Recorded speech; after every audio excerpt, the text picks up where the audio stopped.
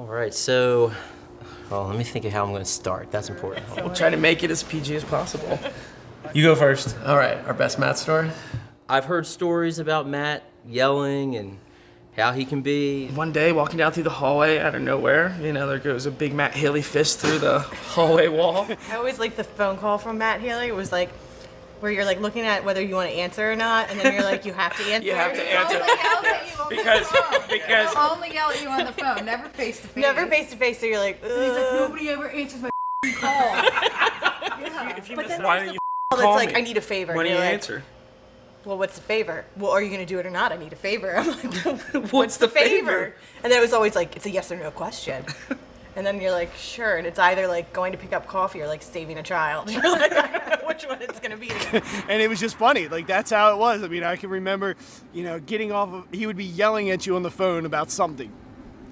And hang up the phone, a minute later would pull into the restaurant and be like, hey man, how's life going? And you're like, I don't even know what's going on right now. Christmas Eve, 2006, working up at Fish On for the first time. Get done, I think I did a pretty good job. Mike was managing there. Everything seemed to be going all right. And at the end of the night, I was waiting around for Mike. He goes, yeah, so Matt wanted me to tell you that you're not good enough to work at Fish On, but you're still allowed to work at Northeast. You're just not allowed to work here anymore. And I was like, thanks, Mike. And just cried the whole way home. My own brother on Christmas Eve sent me home. You're not good enough to work here. But here we are, 9 years later. It has a very Charles Dickens That's good feel enough to to work. it.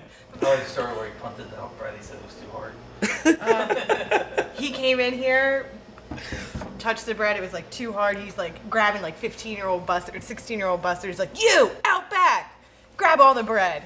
Start punting it. What? Punt in the marsh.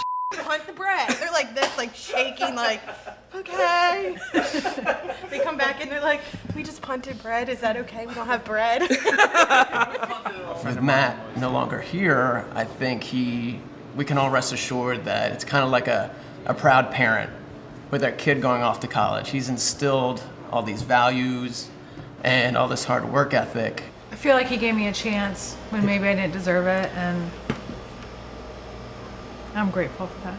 I battled with some of the stuff that he went through, and he showed me hope and gave me a chance and opportunity, and for that I'm forever grateful. Matt, we're gonna miss you, and we're just gonna keep it going. We're gonna keep your legacy going. We're gonna keep your vision, your dream, and goodbye. He taught me two awesome things that everyone should go by. First thing is that whatever you can do today, do today. Don't wait till tomorrow to do anything, which is all about living in the now, living in the present moment with everything that you do.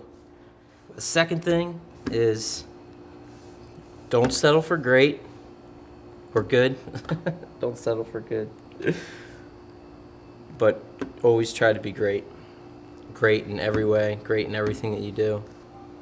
Good is great's worst enemy. It's something he taught me. He's helped so many people. There's so many things we could say about what he's done in such a short amount of time.